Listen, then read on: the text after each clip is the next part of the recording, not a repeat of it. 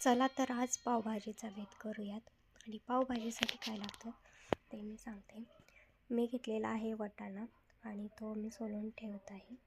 सगळ्या भाज्या मी असं सोलून व्यवस्थित नीट करून धुवून कुकरला शिजवायला घालणार आहे. तर मी घेतलेला आहे वाटाणा आणि तो सोलून स्वच्छ पाण्यात धुतलेला आहे 1-2 वेळा. तसंच मी डाळ पण घेतलेली आहे तुरीची, तुमच्या आवडीनुसार, पण मला डाळ त्याच्यात आवडते, टेस्टला छान येते. सो मी डाळ घेतलेली आहे आणि फ्लावर घेतलेला आहे. फ्लावर स्वच्छ गरम पाण्यात धुवायचं आहे, त्याच्यात काही किडे असतील तर निघतील.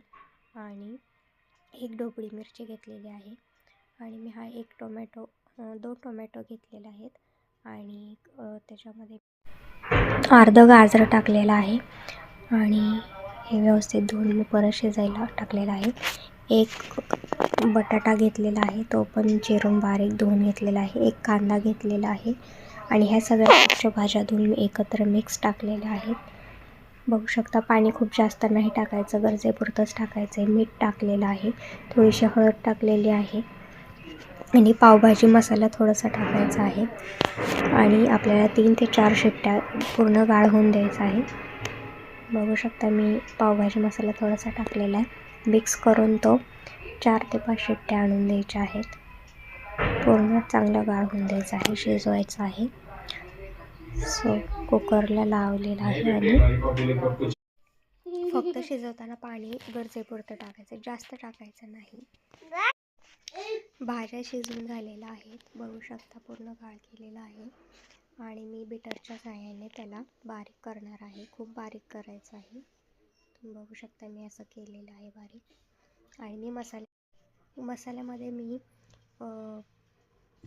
पावभाजी मसाला, लाल तिखट घेतलेला आहे, थोडासा सब्जी मसाला घेतलेला आहे, बेडगी मिरची लाल घेतलेली आहे आणि कढईमध्ये आपल्याला बटर टाकायचं आहे आणि त्याच्यामध्ये बारीक चिरलेला कांदा, थोडंसं तेल पण ॲड करायचं आहे, करपेल नाही तर.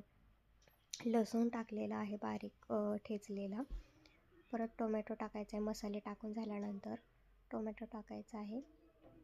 सगळं व्यवस्थित एकजीव करायचं आहे, परतायचं आहे आणि 2 ते 3 टोमॅटो तुम्ही टाकू शकता, टेस्ट खूप छान येते.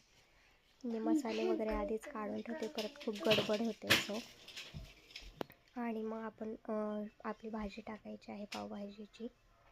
मिक्स करून घ्यायचं आहे सगळं आणि आपल्या गरजेपुरतं आपल्याला मीठ टाकायचं आहे. सॉल्ट मी मसाल्यांमध्येच टाकलं होतं ॲक्च्युली.